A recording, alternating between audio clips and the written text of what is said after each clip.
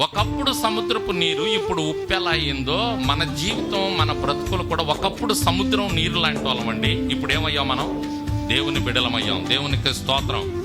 ఒకప్పుడు సముద్రం నీరుగా ఉన్నాం, లోకంలో ఉన్నాం, లోకంలో పడి వెళ్ళాం, లోకంలో నడిచాం, లోకంలో చెప్పినట్టు చేసాం, లోకంలో ఆచారాలు, లోకంలో అలవాట్లు, లోకంలో పద్ధతులు, లోకం ఎలా చేస్తే అలా చేసాం.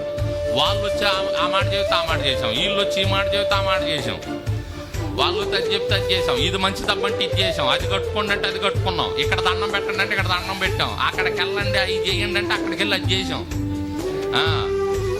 ఎన్ని చేసామో లోకంలో ఉన్నప్పుడు. సముద్రపు నీరు లోకం. కానీ ఇప్పుడు మనం దేవుని బిడ్డలం. దేవునికి స్తోత్రం.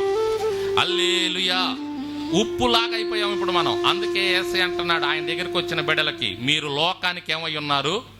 మనం ఎవరం అంటే ఇప్పుడు చెప్పండి, మనం ఎవరం ఇప్పుడు? ఉప్పు.